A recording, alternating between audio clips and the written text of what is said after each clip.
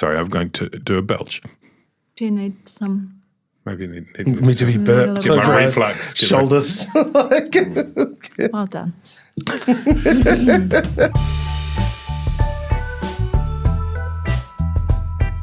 Kia ora tātou, this is Gone by Lunchtime. It's January 25, 2024, a whole new year, back here in the studio for Gone by Lunchtime. I'm Toby Manhire, kia ora Ben Thomas. Kia ora. Annabelle Lee-Mather, kia ora. Kia ora. Nice to see you both, also nice to see Te Butler. Tēnā koe, who's Toby. with us today. Happy New Year, belatedly, tum to tum. Going to get into things very shortly. First, some administration, some admin. We are doing a live podcast, which hopefully everyone is alert to, on February the 15th, Thursday the February 15th, as part of a Podfest at Q. That's Q Theatre in centre of Auckland. If you forget to get your partner a Valentine's Day gift, Oh yeah, that's true. it's the, after. the perfect, Wow, the how perfect thoughtful. makeup Yes. thing is to come and see our podcast. to Gone by Super Lunchtime. romantic. Yeah. That's Oh no, baby, I did get you some. No, I got you tickets to the special Gone by Lunchtime show tomorrow. Is But I that didn't want to thing ruin you the listen surprise. to when you're wandering around the kitchen? I'd be thrilled. Get this as well. You can get tickets at Q Theatre. I realise that we will be, this is quite terrifying, potentially. We'll be, on that live podcast, we'll be celebrating our 8th birthday. 8 years have gone by lunchtime. Wow. It's quite a long time. Wow, It still is. still as fresh and entertaining and novel as ever. I mean, we, 8 years ago, invented podcasting. It Yeah. was the first podcast. Not many people know that. Yeah. More admin. We ran recently a crowdfunding campaign for a series that is going to be running on the Spinoff in the year to come called What's Eating Aotearoa.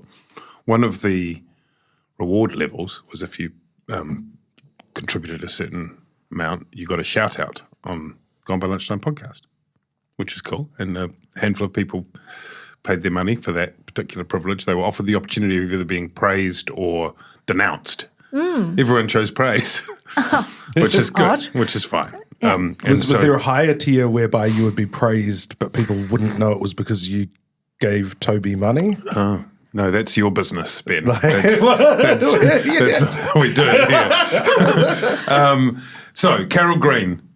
Shout out to Carol Green. Thank you, Carol Green. I've got Claire written here. They're just Claire. There are lots of great Claires around. I don't think you didn't Claires praise, are good. You There are didn't lots of- praise Carol. Oh, I love Carol Green. You're amazing. Yeah. Claire. Number one, Carol. Just Claire alone. I don't know. It could be. There's so many good Claires around, aren't there? Not Lots as good of as that Claires. one. But not as Not good as as Not good as good that as Claire. this Claire. particular Claire. She's the creme de la creme of the clearest Claires. of all the Claires. Felicity Letcher, the exquisite Felicity Letcher. Thank you, Felicity. Ange Wadsworth. I would like Love to praise her. Ange. Yeah, She's you're always amazing. going Honestly, on about every her. time we catch Sometimes up. too much. And Courtney Johnston. Oh, is that Friend that's of our the friend pod. Courtney? Friend of the pod. Yeah. Fantastic, Courtney Johnson. Praise her even if she didn't. Well, we'll praise all of these people. It's not about the money. It's never about the money. No, So- from now on, if she stops, It's about the mana. If the tap turns off, that's it for Courtney. That's right. It's just harsh, unrelenting criticism. And Marie Elliott Jones and her high quality children, Edie and Morris. So Top-notch children. Peewadi. terrific, Marie, terrific children. Finally, I'm not a contributor, but over the holidays, my friend Kerry Ann texted me that she was on holiday with another family, and the 11-year-old Freddie was a very keen fan of Gone by Lunchtime. Listens to every episode, so I just wanted to shout out Freddie. Shout out Freddie. Shout out Freddie. The future of Aotearoa is secure. in Send the hands Kerry of Ann Yeah. an invoice. Freddie. Yeah. Ben won't let you vote, but And last thing before we get into it, we just want to acknowledge the passing of Selwyn Motu, fantastic contributor to New Zealand culture. Kia ora, Selwyn. All right. Let's talk about the three-headed taniwha. We've had an extra sort of event.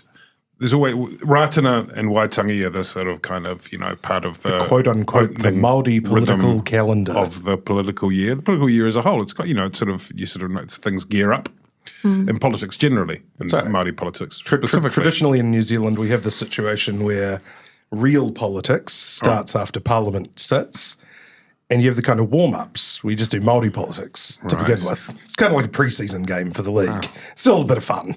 You just have a bit of a run around. We're only loosen up. sort of four minutes in, and Ben's already cancelled himself. You just gotta loosen up. No, I'm making a stinging criticism of the way that we've previously regarded Māori issues. I probably see. until the last sort of, I would say, decade and a half in New Zealand politics, where it's almost been sort of partitioned off at the beginning. So that you go to Rātana, you go to Waitangi, and then you're like, done and dusted. Oh, I now see.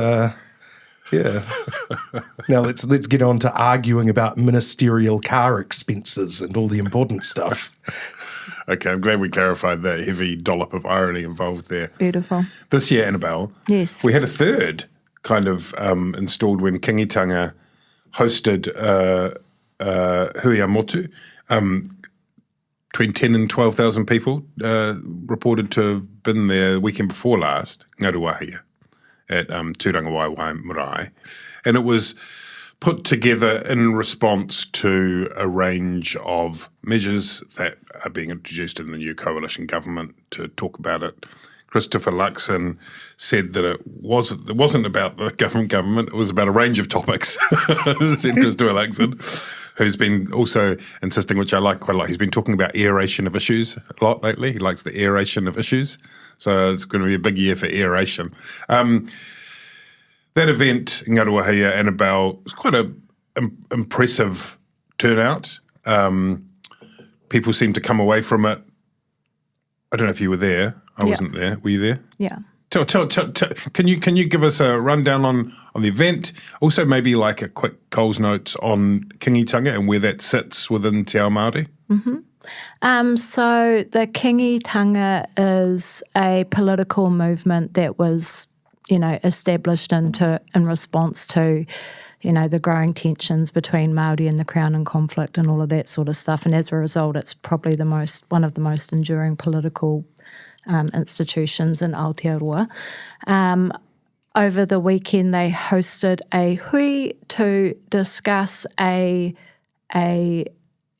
cohesive response by Māori to the proposed legislation regarding the Act's treaty bill and the reterming of the principles, rephrasing, rewriting, reinterpretation of the treaty.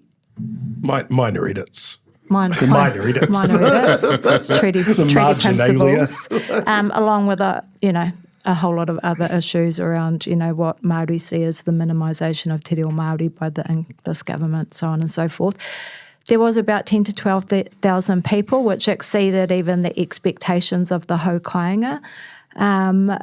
There was all sorts of people from every walk of life, kaumātua, kuia, Māori leaders, gang members, the greasy dogs, the mongrel mob, social workers, hauora, reporters, everyone you can think of, plenty of Pākehā, predominantly Māori, who engaged in a range of discussions. There was a number of breakout panels around oranga, well-being, what that means for the environment, economically, health-wise. There was a panel on the treaty, a panel on the reo, where basically 10,000 people listened to and engaged in a discussion about those issues. It was a remarkable hui, not just because of how uplifting and positive and unifying it felt to be there, but also because it was a really powerful reminder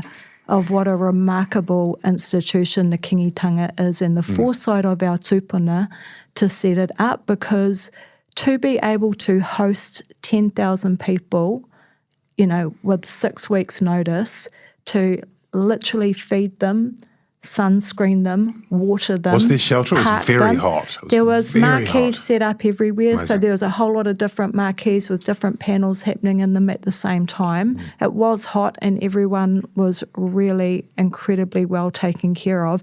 And the power of the Kiingitanga is really that there is this amazing ope workforce rōpū that sits behind it, people that will come at a drop of a hat to serve that movement, to park people, clear the rubbish, feed people, all in honour of the Kiingitanga. And then the added, I guess, power that it has nowadays is that, it is centred in Waikato Tainui, who are an iwi that now have $1 billion economic base to draw on. So, the potential to literally drag the government through every court in the land and potentially overseas as well. But incredible number of issues discussed, everything from gangs to the well-being of our tamariki to all of the stuff that's happening in government, and just a really positive, powerful hui. That then was followed by Rātana, was the sort of next set piece, which was yesterday. And that's normally a pretty sort of serene kind of by design event, and there was a bit more politics that seeped into it than usual. And as you mentioned, Annabelle, it's the ACT Party's Treaty Principles Bill that has become the centre of the pushback. There are a range of different issues, but that one has become increasingly the focus. Christopher Luxon is under pressure increasingly and he's in a difficult position, Ben, because he is asked, so you're only supporting this bill to select committee, this bill which would rewrite the principles of the treaty. And to be clear, the principles of the treaty are not the same as the articles of the treaty. The principles of the treaty are a construct that have been created by politicians and courts as a way of trying to interpret and apply the treaty to treaties, an English language treaty and a Māori language treaty, into legislation. Geoffrey Palmer did that in the late 80s, and through the courts and through the Waitangi Tribunal. So, and they're an ongoing thing. And if the Waitangi Tribunal say this is an evolving set of principles, but the set of principles proposed in the bill, which would be put to a referendum if passed, have no mention of anything like rangatiratanga or kawanatanga or partnership or anything like that. They're basically, we're all the same guys. That's kind of the summary of it. Sorry, my question to you though is, how is Luxon managing that in terms of, he basically is saying, this is not National Party policy. We don't want to do this. He's asked, but will you support it after select committee? And he says, I couldn't be clearer. I don't see how I could be clearer, and then doesn't answer yes or no, because he can't answer no, because then that would make a mockery of the undertaking that is given in the coalition agreement. How is he managing that? Is it, he gave a speech at Rātana yesterday in which he said, we will not mess with the Treaty of Waitangi. We are not changing things tum to tum. Audrey Young wrote quite an interesting piece in which he said he appeared to have written memos to his speechwriters saying make this as dull as possible, which might be quite a good tactic. We don't want to attract more heat to this issue. He doesn't want to be the centre of attention here. It's a very long-winded question. How is he managing it? Is this just MMP politics and we have to get over it? Has Christopher Luxon made a rod for his own back in the coalition agreement? Well, I mean, there's certainly a rod there, but, whether he made it for himself or whether ACT, insisted on it being there and then giving him a few whacks with it in exchange for confidence and supply, that's the question. None of us were in the room for the coalition negotiations. What we do know is that spirits within New Zealand First and ACT sort of hardened as the process went on, and they demanded, it's understood that they sort of, presented a more united front to try and really kind of screw concessions out of National, right. Because in terms of the treaty referendum legislation, that was something that throughout the campaign, Luxon said, absolutely not, won't do it. Even through the negotiations where Luxon himself otherwise had very good message discipline in terms of not discussing what would be, what was under talks, said that we won't have a treaty referendum. We're not going to have it. It would be divisive. He's repeated that. It would be divisive. And look, in the end there was he was right. Yeah, and look, in the end there was a compromise, right, which was that they would support the legislation to the first reading, and there was no commitment beyond that. Now, in a coalition agreement, that's generally code for we're not going to support this, but we'll let you have a public airing of it. Aeration. Yes, an aeration, that's right. Seymour has sort of taken that less as a kind of snub and more as a challenge, saying, well, look, if we can get it to select committee, we can have the debate that I want, the public debate on the principles and what they should be, according to the ACT Party versus, the numerous people who will presumably contribute, which will include groups from, far on the other side who say the principles are just a sort of halfway reheated. Rawiri Waititi doesn't want principles for to be applied at all because if you're a fan it's of watering down the words of the treaty. The late Moana Jackson, Mātiki Mai, they contemplate something far in excess of what the treaty principles contemplate in terms of sort of equal power sharing and these sorts of things. So, there will be, that debate, and it'll get a lot of airtime for, for a period of maybe 4 to 6 weeks, say. Luxon did actually, again, went as far as saying, I think in response to a question by Takuta Ferris, the new Māori Party MP, at question time just before Christmas, he actually said the bill will go to select committee and it will go no further. Or that's as far as it will go, or something like that. Some of the phrasing's been a bit open to interpretation about whether the commitment goes no further or whether it will go no further. I think we know what he meant, but it was probably a bit of a slip. Sure. I think that was where he sort of got a little bit loose. Yeah. And just as we've also, Tau Hanare has been tweeting that apparently Christopher Luxon in one of his numerous meetings with King Tūheitia assured him that ACT would vote the bill down at second reading. National would vote the bill down at second reading. Now that's totally plausible, and I'm sure he probably did say that to Tūheitia. But of course there is this, you do need this difference to what's in the coalition agreement in order to keep all three parties happy and on the same track, still only 2 months into the new government, right?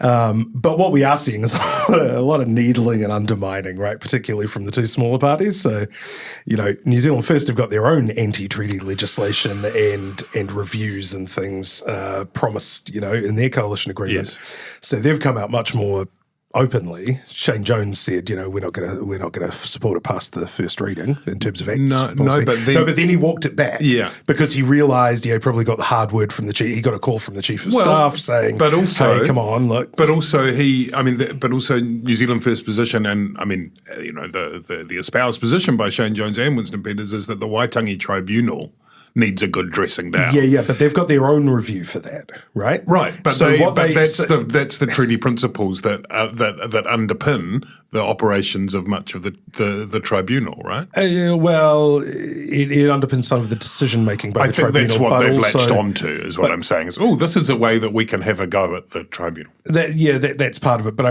the other stuff that Jones is looking at, and he's talked about this for a long time in terms of the tribunal, are things like its jurisdiction. Does it have the jurisdiction to look at the entire health sector and then start making policy recommendations about it, the so-called kaupapa claims. And, sometimes you do see the Waitangi Tribunal tying itself into incredible knots, getting a little outside its purview, because it's essentially a bunch of treaty lawyers and historians sitting as a panel and over the water claims, they were getting into all sorts of trouble, sort of asking expert witnesses what a share was in a company and then trying to reinvent company law sort of from the ground up in their decisions. And they the usefulness of the tribunal really starts to suffer as they get further and further away from core business. But the major point here, though, is that I think in terms of the dynamics of the coalition partners is that I think New Zealand First are very happy to see that, now the news stories that maybe ACT's bill is dead on arrival, it's not going to go anywhere, it's all just a bit of sound and fury signifying nothing. But New Zealand Firsts rolling back of the power of the Waitangi Tribunal. That's something that's still going somewhere, because there is that jockeying, right, between New Zealand First and ACT for a particular vote, which is the the so-called the anti-treaty or anti-modification. One rule for all. Yeah, that sort of vote. And in the middle, you've got poor old Luxon going like, I want to bring us all together. And, and it's a really hard act for all of them to kind of coordinate together. I think, for Māori, the problem that Luxon has is that because of the coalition agreement, he can't definitively rule out supporting it past select committee, but until he definitively rules out supporting it past select committee, Māori are going to continue to agitate and be concerned and question what's going on there. Yeah, because you can't have it both ways, can you? You can't say, don't be silly. Don't be silly getting so exercised by this thing, because we haven't given a commitment. All right, then, be clear. I couldn't be clearer that we have not given a commitment. Like, what I'm saying? That's right. No, we don't know what you're saying. Eyebrows, the forehead just sort of leaning in, just sort of like, And because I think this government has created an environment where people expect the unexpected now because, for example, rolling back our smoking legislation was absolutely not on the cards and not being discussed during the election campaign meaningfully, and then it popped up. So I think people are on higher alert than they might ordinarily be. David Seymour. And the other thing is that, and so all National are doing, and this brings back to your point about Audrey writing about how sort of boring Luxon's speech was. National are trying to play a totally straight bat on this, especially during the sort of this danger period of, the hui, the Rātana and Waitangi. No deviations from the norm. That in the past, you see people, party leaders, prime ministers talking about spending Waitangi Day somewhere other than Waitangi, but Luxon's like, no, absolutely orthodox thing. Last year he spent, I think he spent Waitangi at Orake with Ngāti Whātua, but this year it's like, no, Waitangi, just doing the normal things, not scaring the horses, and what they've been doing, you might. If you were so inclined, you might feel a bit bad for the Prime Minister in this respect. They've made a couple of announcements since becoming government, which are very close to what Luxon was talking about on the campaign trail in terms of empowering Māori on the front line. So there's a $50 million boost for Māori immunisation before Christmas, which is going to go directly to whānau providers and frontline iwi and Māori health providers. And that's totally in line with the policies that National ran on. And they also, I think on the more sort of symbolic front, they sort of guaranteed that there wouldn't be any cutbacks to the extra 15 million for each of 2 years for Te Matatini. So, they've,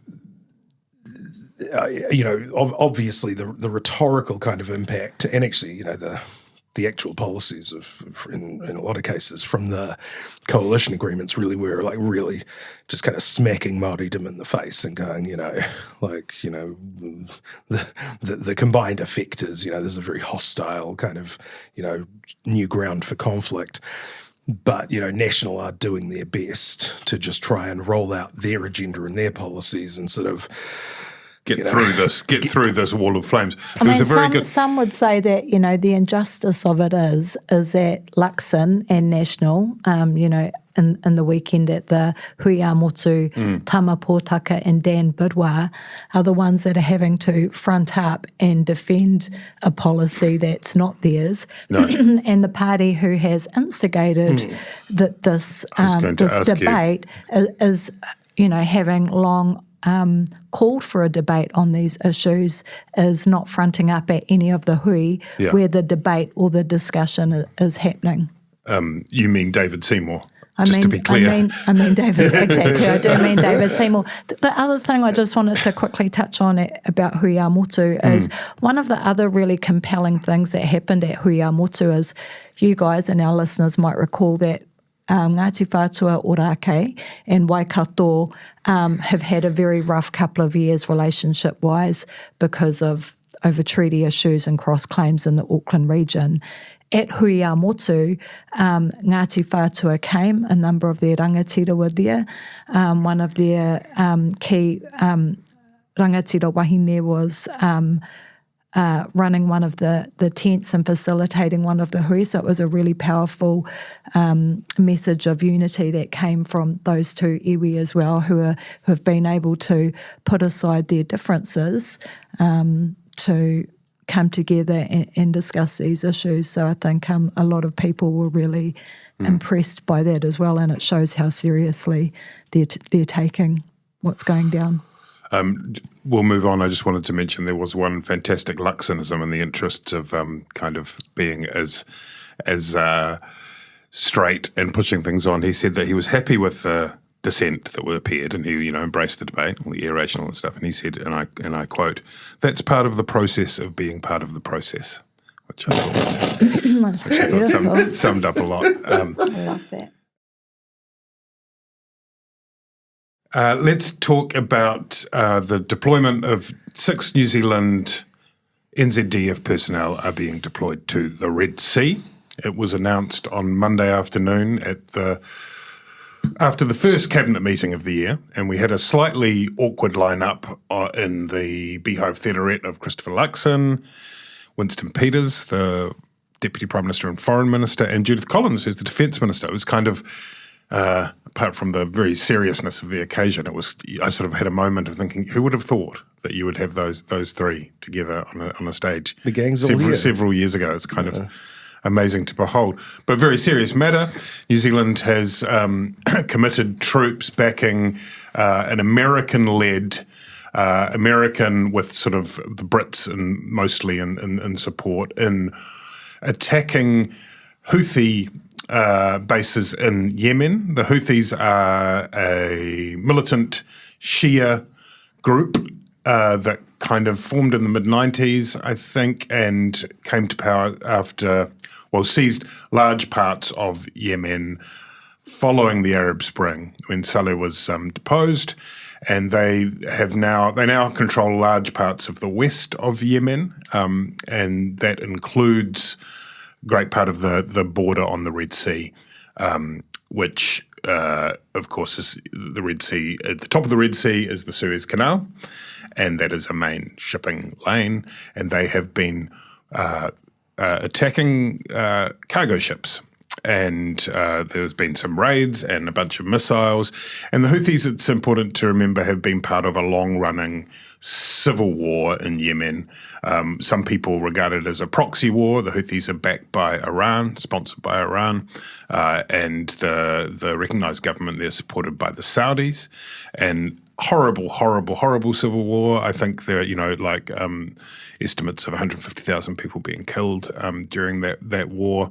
So the Houthis have a sort of established a kind of version of government in their part of the country, and some people say that their stated defence of solidarity with Gaza is partly also because they want to firm up their support among the population in Yemen. Anyway, It's a very complicated situation, as so many of these conflicts in the Middle East are. Lots of kind of overlaying priorities and agendas. New Zealand getting involved there. Interestingly, Luxon, Peters and Collins all insisted that it was folly to try and conflate what was going on there with what has happened in Gaza. Which is hard to reconcile with the very clear stated ambitions of the Houthis that their acts are in support of Gaza. They actually attempted to fire missiles into Israel in the days after the appalling attacks of October 7 when Hamas went into Israel.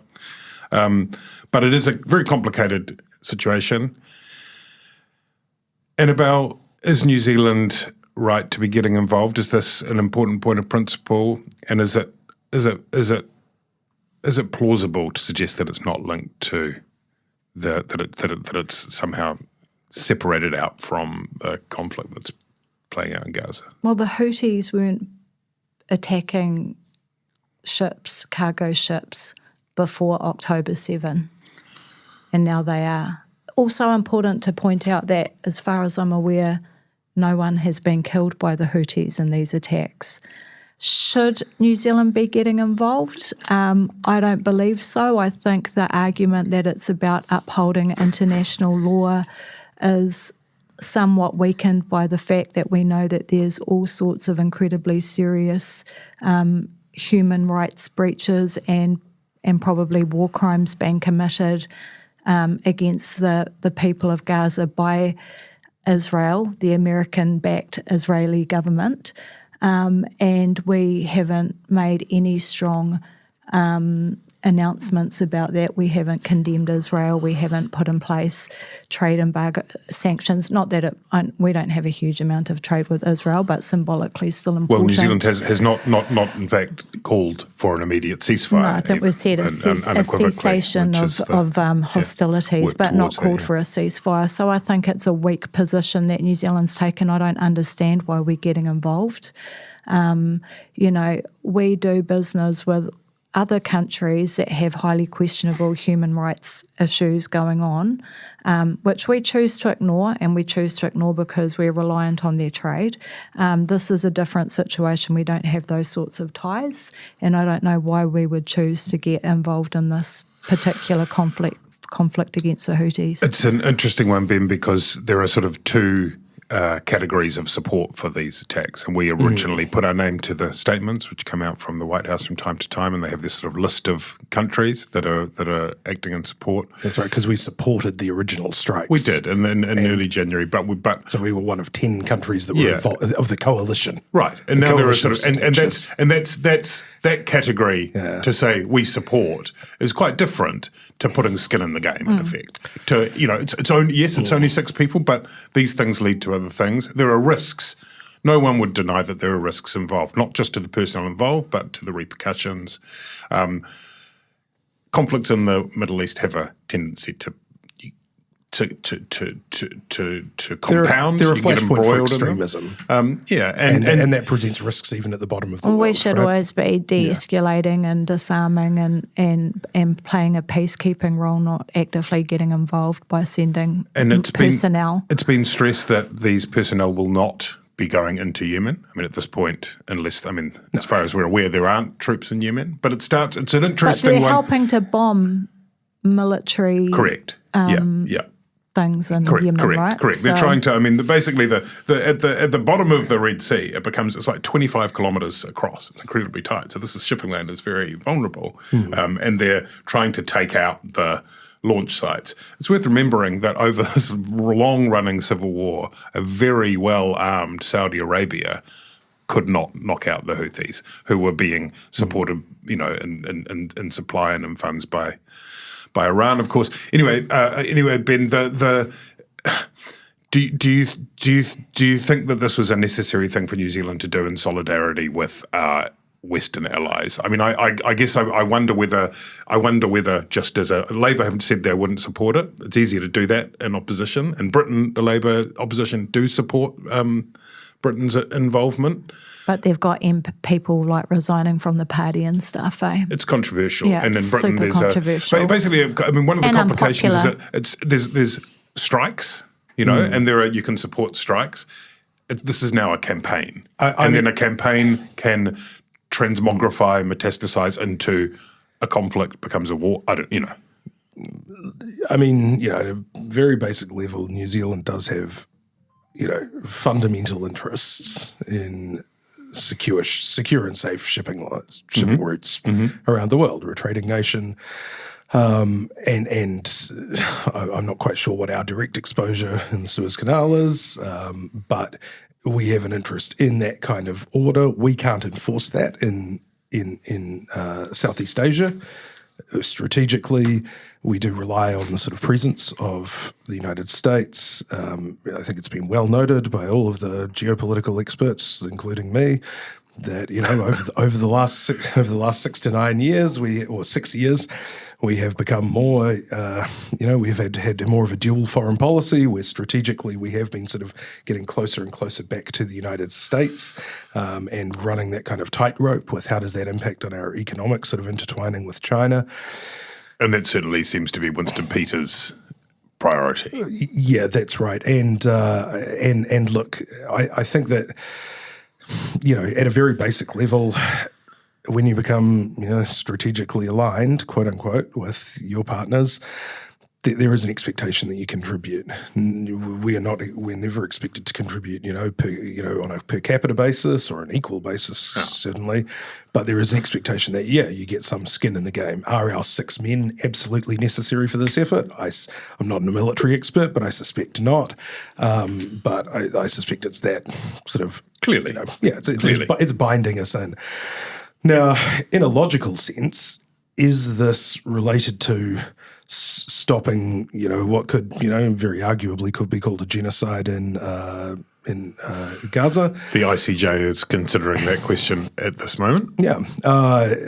Logically, no. Viva South Africa. The Houthis have not succeeded in de-escalating the conflict in Israel with their own activities in the Red Sea.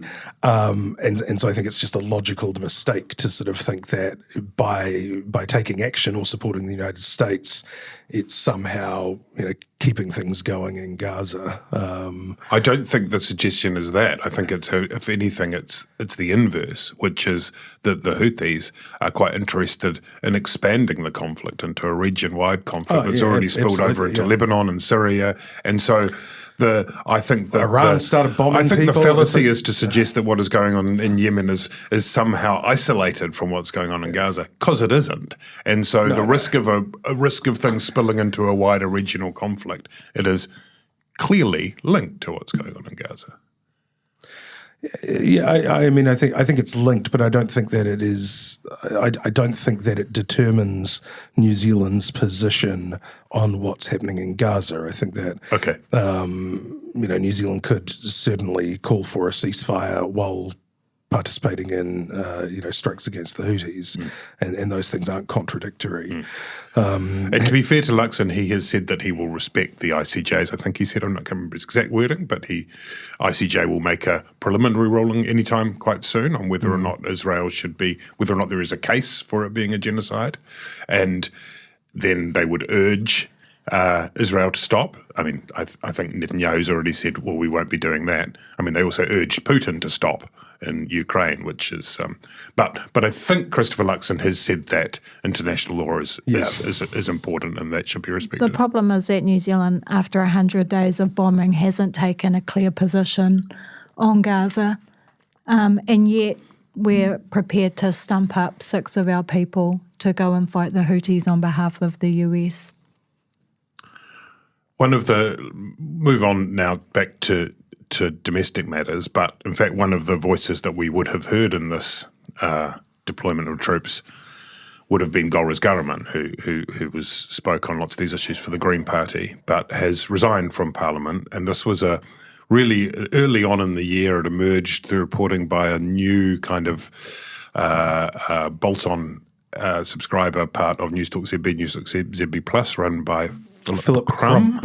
Philip Crump, former lawyer, used to use the Thomas Kremner pseudonym. I think he still does. I think he's still got a Substack, Anyway, it was reported that Golriz Ghahraman faced allegations of shoplifting in an, what do we call it, an upmarket Auckland boutique, Scotty's, including a dress that might have costed $15,000, which is amazing. No, I think it was collectively $15,000. Yeah, collectively. Okay. And I think their highest price dress was $15,000. And then I was talking to somebody who said, "How do you shoplift a dress? How do you just like?" My experience with these things is like of your shoplifting experience. Yeah. It's like it's the dress, like it's inversely you're not paying for the material, right? Like once you get up to sort of $7,000 dresses, it's basically like you order one, it comes in an envelope. Like, right. It's kind of basically just a magician trick, like, the kind of scarf trick, but in reverse as you feed it into your pocket and like. You've got some experience in buying expensive clothing and then it disappearing. There was that whole episode with the cardigan thing. Did we? I don't know if we didn't including that in our lockdown pods. It was a time. No, it was post-lockdown. Was it? Yeah. I think it was lockdown time. No, it wasn't. Okay. It was post-lockdown. It was certainly post-lockdown. Anyway, then it turned out there was a second allegation, and then there was a third allegation in Wellington. As we stand, Ghahraman faces charges on those allegations of shoplifting. There was a weird kind of vacuum for a few days. It was very early in January. Ghahraman was overseas.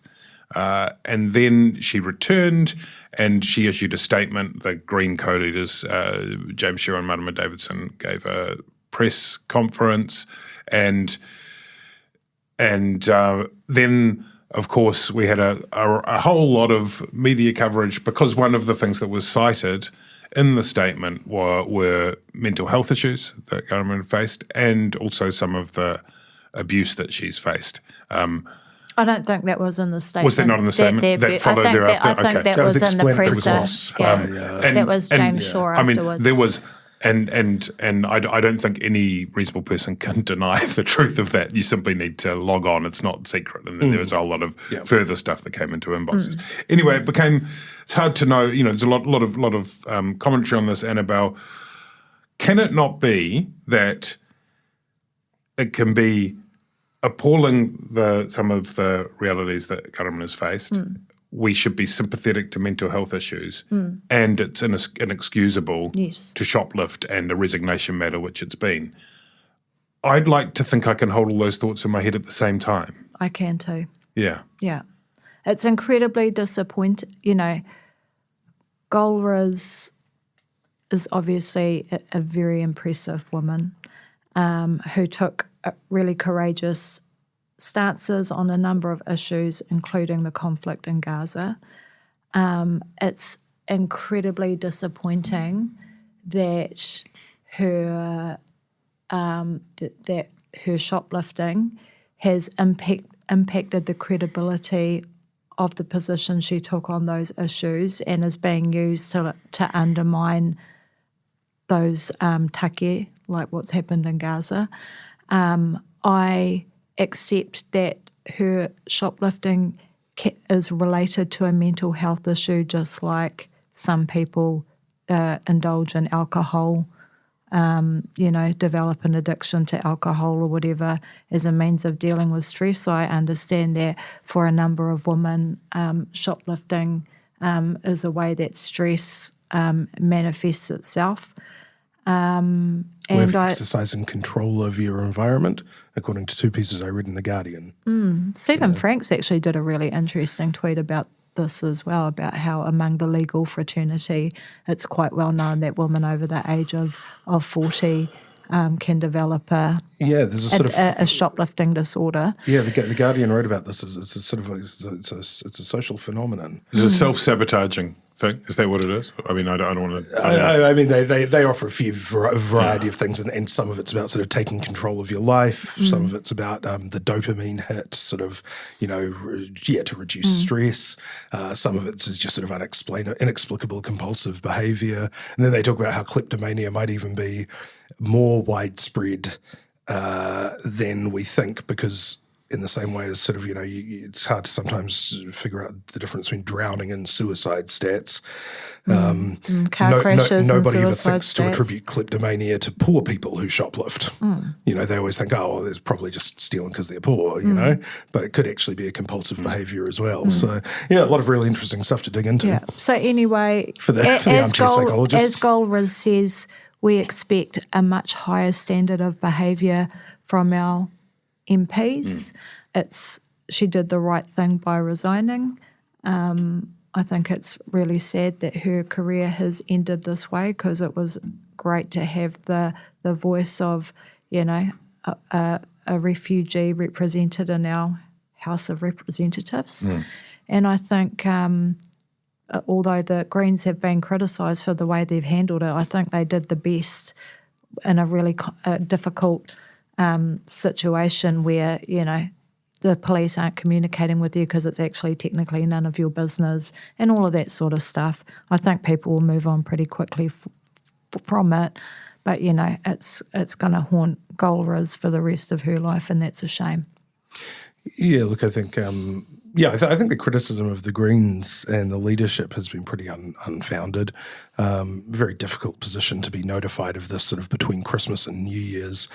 The MP is about to leave the country. in these positions, you actually, it's not the same as an errant minister where the Prime Minister can just sack them from their warrant and then let nature take its course. Yeah. You actually don't, apart from invoking the extraordinarily complex and largely unsuccessful waka jumping legislation, which is sort of years-long process, if an MP is not ready to retire or to leave, you can't make them. And certainly, if you're not operating on full information, it's not up to you to sort of go public with the allegations made by sort of retailers or whatever. You are left in a difficult position. I think they just squared it away kind of as quickly as they could. Obviously, by the end of it, at least Ghahraman and the leadership were on the same page and, did exactly what they needed to do. Look, in terms of its impact on her future, these things don't have to be the end. Defining, right? yeah. But the public aren't stupid, and they can distinguish between, really morally reprehensible things that people do in office which lead to the end of their careers and things that, simply just necessitate you having to go. Yeah. And I think and so, what actually is more important is what you do from there. And, how you sort absolutely. of how you kind of take steps, becoming a bit of a public role model is often part of that, I don't think it's all doom and gloom. And it's worth just reiterating that Golriz Ghahraman issued a statement saying people should rightly expect the highest standards of behaviour from their elected representatives. I fell short. I'm sorry. It's not a behaviour I can explain because it's not rational anyway. And after I understand that I'm not well. But with that in mind, I don't want to hide behind my mental health problems, and I take full responsibility. She's resigned. I think that's just easy to forget when we talk about making excuses. No, or that's all right. that sort of stuff, I think her supporters, in a lot of ways, haven't done her any favours in the same way as when Jacinda Ardern resigned, where Ardern resigned saying, "Look, I'm just done with the job, really, and I don't feel like I have too much more to offer," and then her biggest supporters suddenly made this a narrative about women being forced from office by trolls, which I think is one, unhelpful, and two, not true in Ardern's case. But can't we have those two conversations at the same time? But I don't think it was that they were saying she was you shouldn't say they're the forced. same conversation. I don't think they were saying she was forced from office by trolls. They were saying that unrelenting abuse and threats of sexual, physical violence against her created, meant that she affected her mental health, which then caused her to engage in behaviours that, as she said, are not rational and ordinary and not okay for an MP to be doing.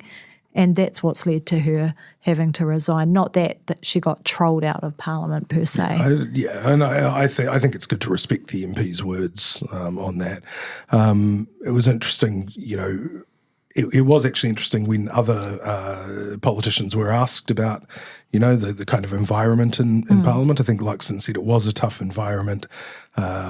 There are a lot of tough workplace environments, also true, and that MPs, that parties should be providing as much support as they can to MPs. MPs should be proactively looking for help and assistance, which is definitely true. You do have a responsibility to sort of, look after yourself if you're in a public role to try and sort of get the help that you need. Then I think. Then they asked Mark Mitchell on the way about mental health in Parliament, and particularly in the Ghahraman case, and he said, I think getting exercise and a good diet is really important for mental health, and he was basically, I think, describing a boot camp. It was, a few laps around the obstacle course. That'll kind of. Yeah, I mean, I didn't see any politicians, for what it's worth, attempting to, leap on this and make capital or any of that. So no, which I think something is to be correct. said for that. Yeah. And the other thing that is really more important than any of this is that we now seem set to have our second former Wellington mayor take up a seat in Parliament with Celia Wade-Brown, the next on the green list. I don't know if that's been confirmed that she'll be going in. And I like to imagine, do you remember when Justin Lester was the Mayor of Wellington? And he was picked as the sort of one of the great shining, Yes, yeah. future Labour's, of Labour. yeah. Could be a future leader of the Labour Party. Anyway, that didn't work out. But now I'd like to see through his goggles the view of Celia Wade-Brown joining Andy Foster on the benches of the New Zealand Parliament. What a club that is. And on that note, that's enough. Good to be back. Q Theatre and whenever it is, Thursday the 15th of February. Thanks everybody. Nice to see you guys. Kia ora.